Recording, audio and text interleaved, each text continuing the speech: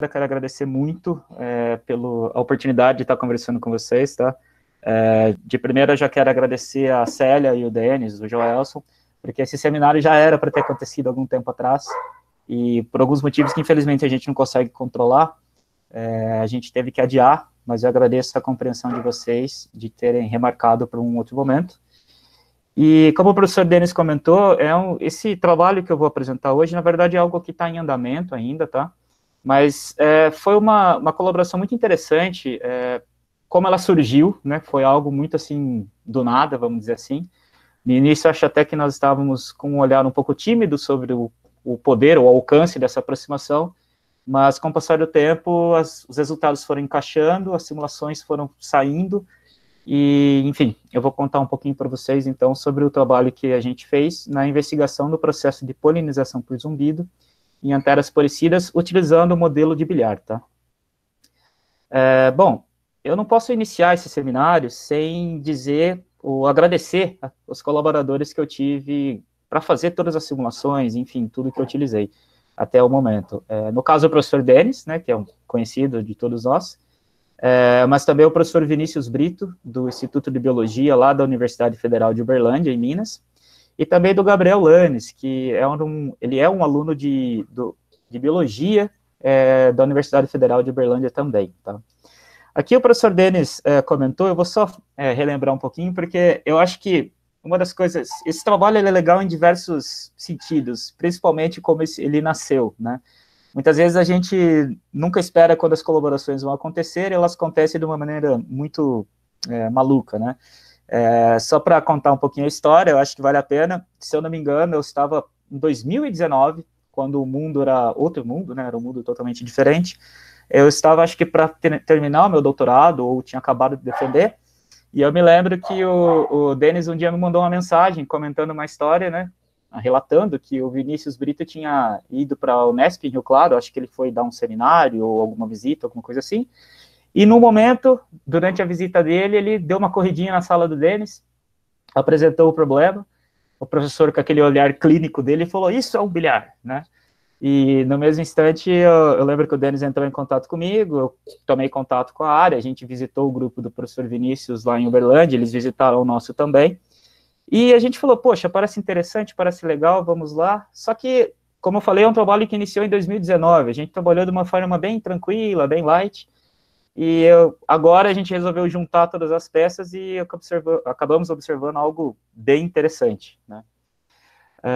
Bom, eu contei essa história só para dizer que muitas vezes uma colaboração, um trabalho interessante nasce de uma visita, entre aspas, sem... a visita não, o Vinícius não foi para a Unesp para isso, mas todo o trabalho nasceu disso, tá? Bom, então eu dividi a apresentação em algumas partes, tá? Eu vou fazer uma rápida introdução e apresentar o modelo, tá? Que eu vou estar trabalhando.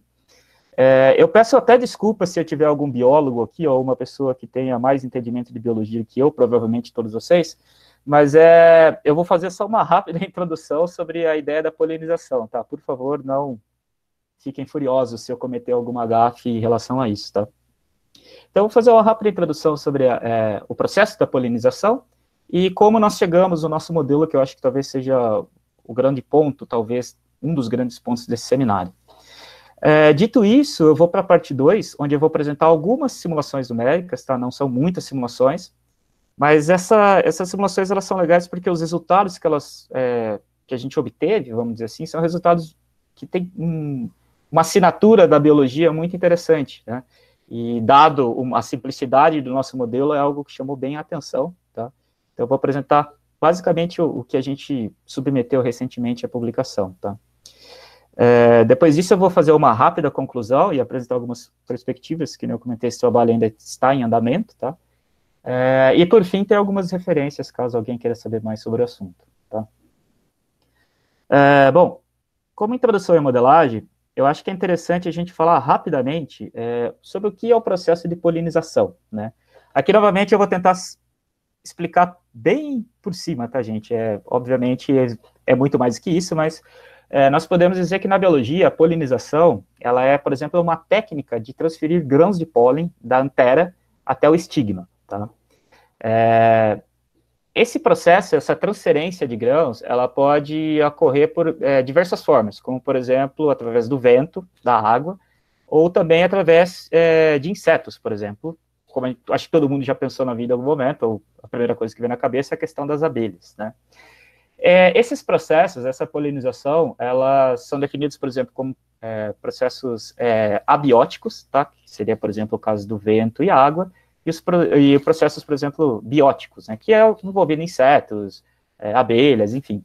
Basicamente, a técnica ela é separada entre uma polinização biótica e abiótica, tá? E dentro desse contexto, nós temos dois tipos de polinização, a gente pode dizer assim. O primeiro caso é o caso da autopolinização. A autopolinização acontece quando os grãos de pólen da antera chegam ao estigma, vamos dizer assim, chegam ao mesmo estigma, ao estigma da mesma flor. O que eu quero dizer com isso? Essa primeira figurinha aqui, eu tenho esse compartimentinho amarelo aqui, onde que é chamado de antera, tá? Aqui é onde fica reservado os grãos de pólen. Então, quando esses grãos de pólen conseguem sair daqui e acertam essa região aqui, que é chamada de estigma, isso é o que nós chamamos de autopolinização, tá? Quando a gente consegue fazer a polinização numa mesma flor, vamos assim dizer. Mas também existe o caso onde ocorre o que é chamado de polinização cruzada, tá? Polinização cruzada, por exemplo, pode ocorrer por meio das abelhas, onde uma abelha, quando voa até uma flor e entra em contato com a antera, ela promove vibrações, né, que a gente vai ver um pouco mais na frente, ocorre a liberação de pólen, esse pólen, de certa forma, gruda, vamos dizer assim, na abelha, e quando essa abelha voa até uma outra planta, ela derruba esses grãos de pólen no estigma, e é onde ocorre a fecundação e a reprodução, ou a geração de algum fruto, ou coisa desse tipo, tá? Então, esse é o processo mais ou menos por cima, só para a gente entender mais ou menos como ocorre essa situação, tá? Então, dado esse cenário, acho que todo mundo já deve ter pensado não, né, mas todo mundo acho que pensa de primeira, quando se fala de polinização, na questão da abelha, né, que é uma técnica de polinização que é chamado de polinização por zumbido ou polinização vibratória, tá? Esse processo é algo muito interessante, porque é algo que acontece quando alguns tipos de abelha, ao entrar em contato com a antera, elas promovem vibrações dessa antera devido às vibrações dos músculos torácicos, vamos dizer assim, da abelha, tá? Essas vibrações são passadas para a antera, e você começa a agitar o pólen dentro dessa antera, esse pólen vai se movimentando, até um determinado momento ele acha um poro, né, nessa antera, e é onde ocorre a liberação, e o pólen acaba sendo gruda na abelha, enfim, ele é liberado por essa antera. Aqui eu tenho nessa primeira figura, uma foto de uma flor, essa regiãozinha amarela aqui é a antera, e essa abelha, ela está fazendo esse processo de polinização vibratória, ela entra em contato, ela treme, né, ela vibra os músculos do tórax, é onde começa a ser liberado, então, o pólen. Eu não sei se vocês conseguem ver, embaixo aqui da abelha, tem alguns pontinhos bem clarinhos, que são os grãos de pólen que estão caindo através dessa vibração, tá? Essa figura na lateral aqui é um exemplinho esquemático, onde a gente tem essa questão da antera, né, que é essa partinha número 4 aqui, onde a gente tem que a abelha, então, ao entrar em contato, ela promove a vibração.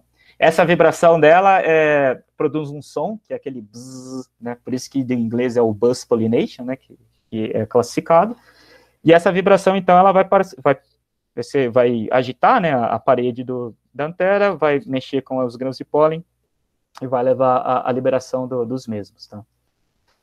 Então, basicamente, esse é o processo que eu quero descrever pelo bilhar, né? Tentar descrever por uma modelagem clássica, vamos dizer, de bilhar, né? A polinização vibratória. Quando eu olhei isso, eu achei interessante, eu falei, poxa, é legal, é bonitinho, né? Muito legal. Mas para que, né, estudar isso, né? Tipo, se algum biólogo tivesse aqui, provavelmente ele poderia ficar um pouco irritado com essa pergunta que eu fiz, né? Mas eu sou físico, então eu falei, poxa, é legal, mas por quê, né? Por que seria legal modelar isso? Então eu comecei a fazer algumas pesquisas sobre isso e, na verdade, a coisa foi bem legal mesmo. Existem vários motivos para estudar isso.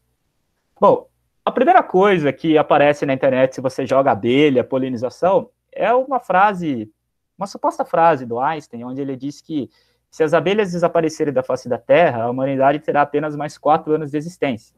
Sem abelhas não há polinização, não há reprodução da flora, sem a flora não há animais, sem animais não haverá raça humana, né?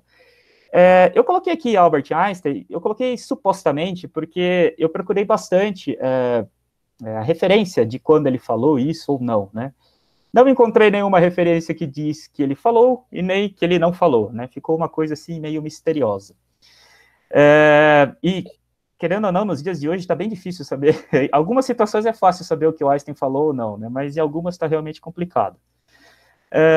Mas, enfim, supostamente ele disse isso, se ele disse ou não, é difícil saber, mas a mensagem por trás dessa frase, ela é bem interessante, porque a autoria pode ser misteriosa, mas a mensagem da frase, ela tem um fundo de verdade bem interessante.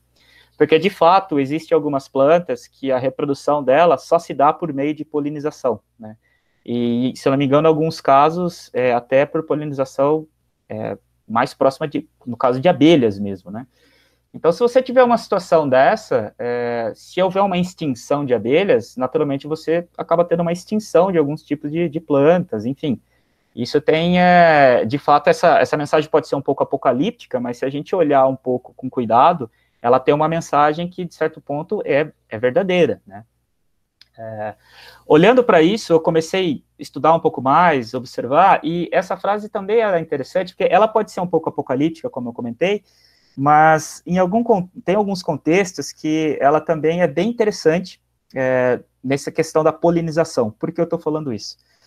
Porque esse conceito da polinização cruzada, ele é muito legal, porque quando ocorre a polinização cruzada, ocorre a geração, por exemplo, de frutos com uma qualidade, um tamanho muito melhor, um tamanho maior, uma qualidade maior do fruto, tá? Do que em comparação, por exemplo, ao caso onde ocorre uma autopolinização. Eu estava vendo, por exemplo, eu acho que era uma entrevista, eu acho que é uma fazenda em São Paulo, eu não tenho certeza, onde era cultivado café, e o café, ele é possível fazer autopolinização, né? Ele se autopoliniza. Mas essa fazenda, os caras decidiram reservar parte da plantação para introduzir a polinização por vibração, né? Então, eles liberaram várias caixas de abelha, assim, nos pés de café, né? E permitiram que as abelhas fossem voando nessa plantação, né? E ocorreu um negócio muito interessante, que, por exemplo, o lado onde essa polinização foi feita por abelhas, houve um aumento, né, da colheita de café, se eu não estou enganado, e também houve uma melhora no sabor do café, devido a essa questão da polinização cruzada. Inclusive, naturalmente, essa fazenda ia começar a vender um tipo de café, né, que era polinizado por abelhas, naturalmente por causa do gosto, entra a questão econômica, enfim, né. Conversando com o professor Vinícius Brito, ele, lá de Uberlândia, ele até comentou que, acho que eu não sei quem do grupo dele fez uma pesquisa sobre isso, e me parece que nessas questões de polinização cruzada, especificamente no café, quando ocorre a polinização cruzada, você tem até você tem um aumento em óleos, né, que dão, de certa forma, estão ligados com o sabor do café, né. Então, você vê que a questão da polinização aqui, ela sai daquela coisa apocalíptica da frase do Einstein, pode até entrar em questões econômicas, vamos dizer assim, né? Então, ela é bem interessante. Um outro ponto que eu achei muito legal envolvendo a polinização era a questão de, por exemplo, existem vários estudos na biologia que dizem que a polinização, ela pode ela guardar segredos, vamos dizer assim, sobre questões fundamentais sobre a evolução e adaptação de flores ao longo do tempo evolucionário, né? Então, isso também é um ponto importante dentro da biologia e, pelo que eu andei vendo, isso está, de certa forma, ligado também com o processo de polinização, tá? Então, contextualizando um pouquinho esse problema, o que nós vamos fazer aqui, então, nós vamos tentar utilizar o formalismo, então, de Bilhart, para tentar modelar o processo da polinização vibratória, ou bus pollination, né, em inglês, em anteras poricidas, tá? E a partir disso a gente vai tentar entender situações ou condições onde ocorre uma maior liberação de grãos de pólen, ou que ocorre uma diminuição na liberação dos grãos de pólen, enfim, a gente vai tentar estudar um pouco o escape desses grãos de pólen num bilhar, tá? E para fazer isso, a gente tentou utilizar como parâmetro uma antera poricida, o nome dela científico é o Solano lycopersicum. É o que a gente encontra na flor do tomate, Então, a gente tentou modelar esse problema e verificar se os nossos resultados recuperavam de alguma forma algo experimental, vamos dizer assim. Bom, o nosso modelo, então, a primeira coisa que nós fizemos foi tentar verificar, né, o que se encontrava na literatura, etc. E nós encontramos, num trabalho de 1978, feito pelo Buchmann e pelo Hurley, um trabalho que eles fizeram na tentativa de modelar esse problema da polinização por zumbido, utilizando também como modelo a Solano helicopérsico, só que eles atribuíram a essa Solano uma antera do formato de uma caixa, né, como se fosse um prisma, que seria mais ou menos essa figurinha A aqui, tá? E nesse trabalho, tanto o Buchmann como o Hurley, eles utilizaram alguns conceitos, acho que aqui todo mundo é familiar com aquele livrinho do Reif, né, de termodinâmica, onde eles utilizaram, acho que conceitos, acho que de efusão, alguma coisa assim, para calcular a probabilidade de escape, né, de partículas, enfim. Eu me lembro de ter visto isso no livro do Reif, inclusive eu acho que eles até citam isso no trabalho, se eu não estou enganado. Só que você utilizar essas ideias estatísticas é legal, é interessante, mas em alguns momentos você, por exemplo, precisa extrair, às vezes, distribuição de probabilidades, coisas desse tipo. E olhando para uma antera, que é uma coisa de tamanho, dimensão de milímetros, né, grãos de pólen ali, é difícil você conseguir ter acesso a esse tipo de informação, né? Então, por isso que a gente pensou de talvez utilizar a dinâmica, né, de um modelo, de um bilhar, para poder tentar, ao menos, escrever a trajetória do pólen dentro desse sistema e, com isso, tirar alguma informação relacionada a escape, coisas do tipo. Então, quando a gente analisou o problema do Buchmann, a gente deu também uma olhada, a gente teve acesso, né, graças ao professor Vinícius, passou para a gente algumas medidas das dimensões, né, desse prisma, né. Então, a gente teve a dimensão A, B e C, né, dessa figurinha A, dada pelo... nesse modelinho do Buchmann para Solano helicopérsico. E a gente também teve acesso ao diâmetro, né, desse poro, né, desse orifício que é localizado aqui no topo da antera, tá? E aqui começou a arte, né, a gente começou a conversar, a gente começou a fazer aproximações, no sentido, comparando as dimensões aqui, A e C são pequenas comparadas com B, então a gente pode fazer a suposição que a espessura, vamos dizer assim, dessa caixa é muito pequenininha, então a gente pode supor que isso está no plano. Enfim, a gente fez aquela aproximação inicial, onde a gente conseguiu cair num sisteminha onde essa caixa era reduzida a um retângulo, né?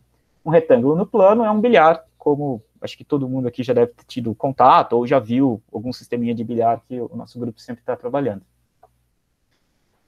Então, a gente ficou com as dimensões B e A de acordo com o que a gente tinha da literatura, e introduzimos um orifício, então, no topo desse bilhar, que tem um diâmetro H, né? E dentro desse contexto, a gente fez a suposição que os grãos de pólen nesse sistema seriam um conjunto de partículas não interagentes.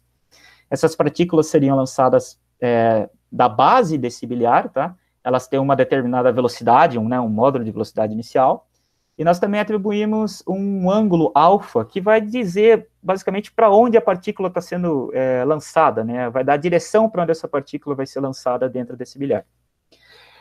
Conversando com o pessoal de Minas também, eles alertaram para a gente que as vibrações na antera são sempre mais sentidas nessas paredinhas verticais aqui, ou seja, essas paredes com dimensão B, né? Então, no nosso sistema, a gente faz a suposição também de que as vibrações nas paredes sempre ocorrem nessas paredes verticais aqui, tá? Então, basicamente essa a ideia que a gente vai ter nesse sistema. Feito isso, a gente pensou, bom, então eu tenho uma ideia de como seria a geometria do bilhar, aonde que vai vibrar, como são essas partículas, como descrever a evolução da partícula dentro do bilhar, mas a pergunta mais interessante era, qual vai ser a cara da vibração, né? Qual que vai ser a perturbação que eu vou introduzir na parede, como fazer isso, né? E, inicialmente, eu com o professor Denis, a gente pensou em atribuir, talvez, uma perturbação aleatória, né? Toda vez que a partícula batesse com a parede, nós atribuíssemos uma velocidade aleatória, né, dentro de um range, do intervalo, alguma coisa assim. A gente começou a pensar, e a gente teve acesso, aqui que eu acho que talvez seja o ponto mais legal do trabalho também, que é acesso a um trabalho feito por um professor da Escócia, Mário Valero Marin. Esse professor, ele trabalha com polinização da Universidade de Stirling, na Escócia, e ele tem aparelhos, enfim, que ele consegue medir, né, como é o buzz, como é a vibração das abelhas, enfim, ele tem todo um poder lá de aparelhos e etc. para fazer análises relacionadas à polinização por vibração. E no artigo dele, a gente encontrou uma medida que ele fem, né, um oscilograma, que vamos dizer assim, da aceleração em função do tempo, né? Então, como que é a aceleração produzida pelos buzz, né, da abelha, né? Como que fica esse zumbido, esse buzz, essa vibração da abelha, como que fica isso na parede da antera, né? E ele conseguiu medir isso nessa figura aqui, onde cada pacotinho desse aqui é o que é chamado de buzz, tá? Então, basicamente, quando começa esse pacotinho, é aquela ideia de que o barulho vai aumentando, né? Então, bzzz, e assim sucessivamente, né? E eu com o Denis, a gente começou a olhar para isso e a gente achou interessante, e a gente lembrou muito aquela ideia de oscilações de ondas, né? De batimentos, né? Batimentos, por exemplo, você tem duas funções seno com frequências próximas, né? Você consegue gerar um perfil de batimento, etc. e tal. E a gente falou, poxa, isso aqui parece, né, com essa ideia, né? E nossa primeira aproximação foi tentar descrever essa aceleração em função do tempo aqui, utilizando essa ideia, né? Então a gente chegou numa equaçãozinha, né, para aceleração, que é essa equaçãozinha aqui. A gente calibrou ela com alguns parâmetros do artigo do Valério Romarin, e a gente conseguiu esse perfil aqui dado pela equação C, pela figura C, tá? Onde a gente está trabalhando uma escala de tempo próxima à do Mário, né, de 0 a 0,4 segundos, o do Mário também é. E se a gente observar, você tem 3 pacotes aqui, bus grandão, né, completos, e a gente tem metade de um aqui, metade de um aqui, né? Se a gente for observar no trabalho do Mário, você tem 3 completos, mas você tem um ruidinho aqui, né? Então, a gente está tentando chegar mais próximo dessa figura, mas por uma aproximação inicial, a gente falou, poxa, o pacotinho está sendo reproduzido, as escalas aqui, por exemplo, de 10 a menos 10 aqui, elas estão batendo bem aqui também, tá? Então, a gente conseguiu, a princípio, fazer uma aproximaçãozinha legal do resultado da aceleração encontrada pelo Mário Valério Romarin, né? E, bom, se a gente tinha essa ideia da aceleração, a gente falou, bom, então a gente pode brincar, né, de integrar aqui e achar, por exemplo, velocidade, né?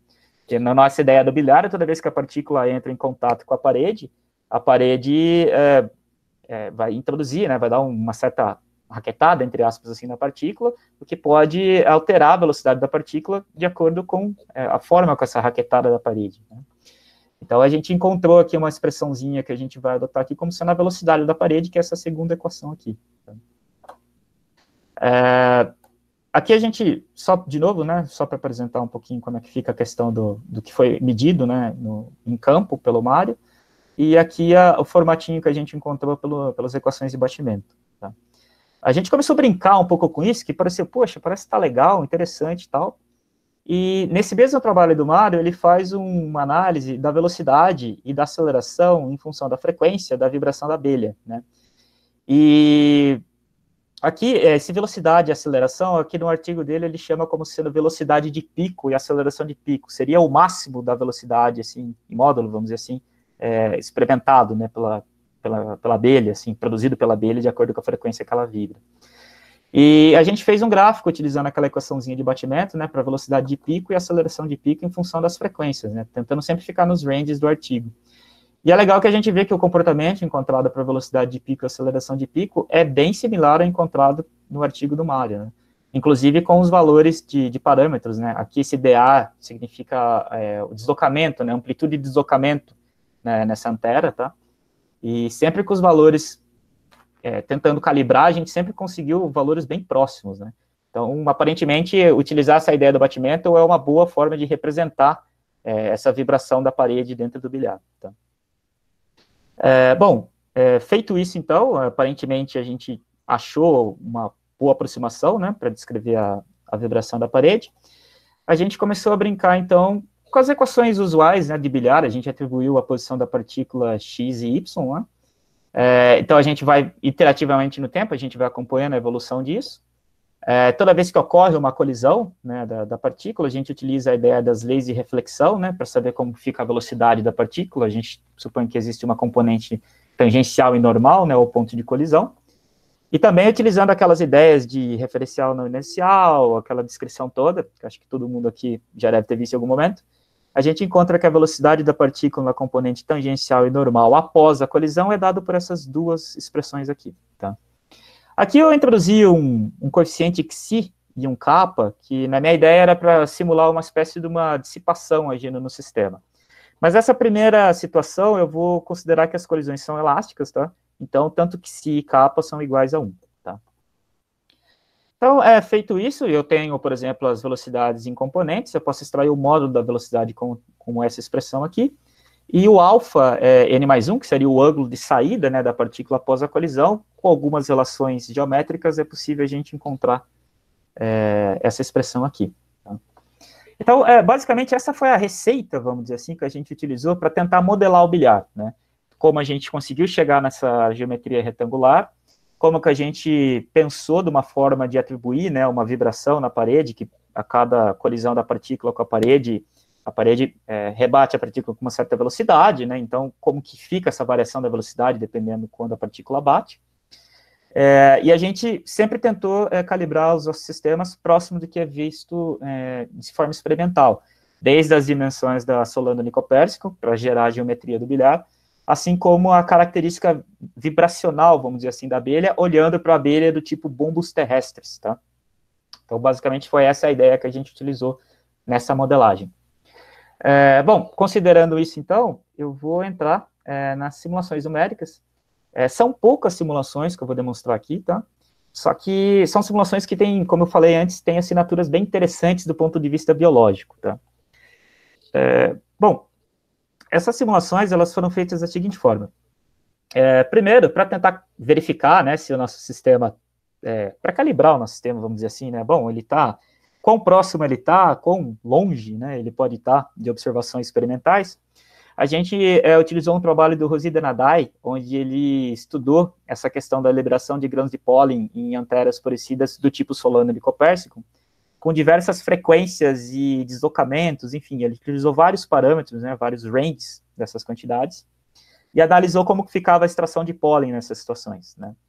Então, a gente resolveu utilizar o mesmo range de frequência, deslocamento, enfim, para tentar verificar qual é o comportamento, né, de liberação de pólen que a gente encontra, para saber se a gente estava próximo ou muito distante, né, do que eles encontravam em campo. E para fazer isso, então, a gente utilizou esse range do Rosida Nadai, né, de frequências e displacements, de deslocamentos, né, e a gente considerou também que o nosso sistema era composto, então, por um conjunto de 10 a sexta partículas não interagentes. Esse 10 a sexta aqui é um número bem comum que a gente utiliza nas nossas estatísticas, né, para extrair médias, enfim. Só que se a gente observar tipicamente, uma Solano Nicopérsico tem aproximadamente 3 vezes 10 a quinta grãos de pólen, né? Isso aqui é outra medida que a gente teve acesso, né? Então, tem uma certa semelhança, vamos dizer assim, né? O nosso ensemble é maior, mas não é nada assim também absurdo, vamos dizer assim, né? E a gente vai supor que essas partículas vão, então, iniciar essas trajetórias na base do bilhar. A gente vai dizer que as direções para onde essas partículas são lançadas, elas vão ser lançadas aleatoriamente, dentro do intervalo de 0 a π, e a gente vai sempre considerar que essas partículas inicializam seus movimentos no bilhar sempre com uma velocidade, né, um módulo de velocidade, como sendo a velocidade máxima da parede. Tá? No nosso caso, na nossa aproximação, a velocidade máxima ela é dada por eta vezes ômega 1, ômega 2. Ômega 1, ômega 2 é a frequência, né, angular das ondas do batimento, e esse eta é metade do deslocamento máximo, né, em módulo, vamos dizer assim, da parede, né, da oscilação do batimento. Dentro desse contexto também, a gente considerou que uma partícula ela é evoluída dentro do bilhar por até um tempo de 0,5 segundos, tá? Ou seja, se a partícula encontrar o poro ou o orifício do bilhar com um tempo menor que 0,5 segundos, eu anoto que ela escapou. Agora, caso contrário, se essa partícula ficar mais que 0,5 segundos no bilhar, eu interrompo a evolução dela e inicializo uma nova. Tá? Esse tempo de 0,5 segundos, ele foi assumido porque nos artigos que a gente vê da biologia, em média, o tempo em que ocorre o buzz, né, a visitação onde a partícula vibra, vamos dizer assim, a antera, é na ordem de 0,5 segundos. Tá? Então, foi um outro elemento que a gente tentou trazer para a nossa modelagem, de modo a tentar tornar a coisa um pouco mais próxima da realidade, vamos dizer assim, tá? Então, nesse cenário, a gente fez, então, a primeira análise nossa. Aqui eu tenho esse gráfico, que é esse displacement, seria o deslocamento produzido na antera pela vibração da abelha. Frequency seria a frequência, né, que vibra a abelha. E para cada par aqui, as equações do batimento fornecem uma velocidade de pico, né, que é o que eu estou medindo aqui nessa escala de cor aqui. Tá? Naturalmente, aqui, se a gente for ver, tem frequências aqui bem altas, deslocamentos bem altos, que produzem velocidades absurdamente altas, tá? Esse range aqui, utilizado pelo Rosy Danadai, ele contempla um range que tem frequência e displacement das abelhas, mas também ranges onde a frequência é bem grande, porque eles estavam fazendo estudos, por exemplo, até relacionado, acho que, à agricultura, coisas desse tipo. Então, tinha outros motivos também para estar utilizando esse range, tá? Mas a gente resolveu, da mesma forma, utilizar ele para poder medir, né, o quão próximo, o quão distante a gente estava desse trabalho que, vamos dizer assim, é experimental, pelo Rosy Danadai. E quando a gente começou a observar essa figura, então, né, então como ficam as velocidades de pico, né, da parede de acordo com a frequência e o displacement, a gente também resolveu comparar como que ficava a liberação de pólen para essa mesma grade de displacement e frequency. Né? Aqui é esse eixo Z, aqui, vamos dizer assim, ele é a liberação de pólen, onde 1 quer dizer que todo pólen que tinha dentro da antera foi liberado, e 0, obviamente, nada foi liberado. Tá? E essa figura aqui, graças à ajuda do pessoal da biologia, a gente conseguiu ver vários efeitos bem interessantes, várias assinaturas e situações biológicas, através dessa figura aqui, que eu vou tentar explicar para vocês. Como eu falei, eu não sou biólogo, então tem algumas coisas que eu posso dar alguns deslizes aqui, mas a ideia dá para entender. A primeira coisa que a gente nota aqui é o seguinte, que se nós tivéssemos, por exemplo, abelhas que pudessem vibrar em frequências absurdamente altas, por exemplo, na faixa de 1.600 Hz, você tem que toda a extração de pólen era feita, certo? Ou seja, nessa primeira visita da abelha, 0,5 segundos, né, que é o tempo de evolução, para essas frequências aqui, você consegue extrair toda o pólen da antera. Só que isso não é legal do ponto de vista da biologia, porque é interessante para a flor, vamos dizer assim, que as abelhas venham, façam uma extração de pólen, mas que sobre pólen para que outras espécies de abelha também pudessem visitar a planta, coletar os grãos, enfim, que todo mundo pudesse visitar. Né? Não é interessante que todo mundo escape de primeira. Você pode acabar privilegiando uma determinada espécie em relação às outras. Né? Um outro fato interessante é que o range de frequências típicas de abelhas é algo na faixa de, se eu não me engano, acho que é na faixa de 200 Hz até 400 Hz, mais ou menos, que é essa partinha que a gente está utilizando aqui. Se a gente observa aqui, a gente vê que existe um aumento da liberação de pólen conforme eu vou aumentando a frequência de vibração. Esse aumento na frequência de vibração também está ligado com um aumento da velocidade de pico que vai ser passada, né, que vai ser gerada na fronteira do bilhar, graças a essa vibração da abelha. Isso tem um efeito muito interessante, porque dentro da biologia, abelhas que podem vibrar com uma maior frequência são abelhas de tamanho maiores. Ou seja, para essa situação, eu tenho abelhas que conseguem extrair mais pólen são abelhas maiores, então elas conseguem, vamos dizer assim, carregar mais pólen. Agora, as abelhas menores, que vibrações menores, são abelhas de tamanho menor, né? Então, é de se esperar que elas consigam carregar menos pólen para evitar, às vezes, até um desperdício, vamos dizer assim, né? Então, são algumas ideias que surgem e que têm relação. Tem um trabalho do Paul de Luca, que, se eu não me engano, ele é do grupo do Mário Valle Romarin, lá em Stirling, que eles demonstram exatamente isso, que abelhas de maior tamanho, elas conseguem carregar mais pólen exatamente pelo fato de elas conseguirem vibrar com uma maior frequência do que abelhas menores, tá? E outra coisa que é interessante da gente observar aqui é que uma abelha do tipo bulbos terrestres, que é o que a gente fez, a frequência dela é de aproximadamente, se não me engano, acho que é 380 Hz, mais ou menos. É mais ou menos essa regiãozinha aqui, ó. Aqui não vai dar para ver tão bem, mas é mais ou menos a metade desse rangezinho aqui. Se a gente for observar aqui o quanto de pólen que saiu para essa frequência, é algo aproximadamente entre 50, alguma coisa, próximo a 60% dos grãos de pólen extraídos. É interessante observar que na literatura existem estudos que demonstram que essas abelhas do tipo bombos terrestres, na primeira visita delas, elas extraem em torno de 60% de liberação de pólen. Elas extraem 60%, né, no primeiro carregamento dela, primeira visita, ela extrai 60% dos grãos de pólen da antera. Ou seja, novamente aqui a gente tem para uma determinada frequência, que seria característica de uma bombos terrestres, a gente tem uma extração de pólen típica do que ocorre numa primeira visita dessa abelha numa antera real, né? E, novamente, isso aqui acaba sendo interessante até num contexto de seleção natural, vamos dizer assim. Eu estou tentando entender isso um pouquinho, mas o professor Vinícius sempre comenta comigo de oportunidade de seleção. Oportunidade de seleção no sentido de que, para se haver uma seleção natural, é necessário que tenham-se oportunidades de determinadas espécies se sobressaírem, por exemplo, em relação a outras, né? Então, essa é a ideia desse rangezinho aqui, onde a gente vê das abelhas, onde você tem um aumento da carga de pólen de acordo com a frequência, é interessante porque você, novamente, você dá liberdade para que vários tipos de abelha possam coletar pólen. Então, se houver, por exemplo, a extinção de uma ou outra, você deu oportunidade para que as espécies existam, né? Elas simplesmente podem entrar em extinção ou não por algum outro fator, mas o importante é que você dê oportunidade para que todas elas possam eventualmente ser selecionadas, enfim, algo desse tipo, tá? Mas isso é outra informação interessante que a gente consegue tirar dessa figura que foi feita por uma aproximação bem simples, né, por bilhar, mas é uma figura que traz resultados bem próximos do que o pessoal da biologia encontra nas medidas deles, tá? Dito isso, a gente também trabalhou com uma outra coisinha. Existe na biologia, uma das coisas que eles estão tentando verificar é como comparar, né, no sentido, comparação que eu digo assim, a liberação de pólen, ela aumenta ou diminui, mas ela aumenta e diminui, por exemplo, se eu aumentar a frequência, sempre vai ter um aumento de liberação de pólen, ou se eu aumentar, por exemplo, a amplitude de oscilação, né, o quanto vai oscilar, por exemplo, essa antera. Será que para maiores oscilações sai maior quantidade de pólen ou não?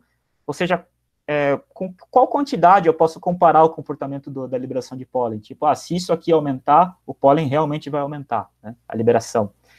Então, a gente fez um pequeno estudo sobre isso.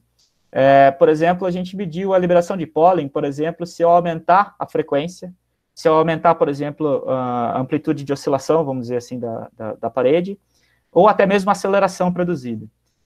Nesses casos, se a gente aumenta essa frequência, ou o DA aqui, que é o deslocamento, enfim, se a gente aumenta isso, mas sempre de forma a produzir a mesma velocidade em módulo, as medidas de liberação de pólen, elas são aproximadamente iguais, tá? Ou seja, se você variar, aumentar a frequência ou aumentar o DA, mas de forma que sempre ocorra a mesma velocidade, em média, o pólen, a carga de pólen, né, extraída, a liberação do pólen, ela pouco aumenta. Ela, não que pouco aumenta, na verdade, ela, em média, ela é aproximadamente igual. Agora, se você sempre trabalha num cenário onde que a velocidade de pico sempre é aumentada, ou seja, se eu sempre simular de forma que a velocidade de pico da parede sempre vai aumentando, você sempre tem um aumento da liberação de pólen. Então, isso acaba sendo interessante, porque a gente pode, a princípio, sugerir que a liberação de pólen, ela sempre vai aumentar, vai ser cada vez mais possível retirar pólen com o aumento da velocidade de pico da parede, tá? Então, esse é um resultadinho interessante que deu para tirar desse modelo, que existem trabalhos na biologia que também indicam que a velocidade de pico é uma boa forma, né, de dizer se o pólen vai aumentar ou não a liberação, né? Mas sempre existem aquelas discussões, não, mas pode ser a frequência, não, mas pode ser aquilo lá. E dentro do nosso modelo, o nosso resultado também casa com algumas das possíveis respostas da literatura, né, envolvendo esse tipo de trabalho. Então, é algo bem interessante, novamente, por um modelo muito simplificado, tá? Para então não estourar o meu tempo, eu vou então apresentar algumas rápidas conclusões e perspectivas, tá? O que eu queria deixar com vocês aqui de mensagem, do ponto de vista de conclusão, é que nós verificamos que o processo da polinização por vibração em uma flor do tipo Solano licopérsico, quando ela é visitada por uma abelha do tipo bombos terrestres, ela pode ser modelada pelo formalismo de bilhares, tá? E nós estamos falando isso considerando que os nossos resultados, inicialmente eles se recuperam, né, com uma boa aproximação, dados experimentais, né, desse tipo de processo na biologia, e também os nossos resultados, eles trazem informações, tipo assim, importantes da biologia, né, como a questão que eu falei de a quantidade de pólen que pode ser extraído para determinada frequência, que é a característica de uma abelha, enfim, a gente consegue recuperar resultados com assinaturas bem fortes da biologia, vamos dizer assim, tá? E também, devido a essa boa aproximação que a gente encontrou, né, utilizando esse modelo de bilhar, é interessante também que a gente consegue, de certa forma, também sugerir que o aumento da liberação de pólen está ligado com o aumento da velocidade de pico, né, da parede, né? Isso a gente contribui, de certa forma, com algo que ainda está em aberto dentro do contexto da biologia, tá? Principalmente da questão da polinização por zumbido. Como perspectivas, a gente tem trabalhado em três frentes, na verdade. A primeira coisa que nós estamos estudando é como que diferentes morfologias, né, da antera, ou caso diferentes formatos de antera, que consequentemente levam a diferentes geometrias de bilhar, como que isso pode influenciar, né, na liberação do pólen, né? Então, será que nesses casos realmente eu preciso ter uma velocidade muito grande para escapar mais partículas ou não? Enfim, como que fica essa relação? É algo bem interessante, dado a diversidade, né? Tem uma grande diversidade de morfologias de antera na natureza.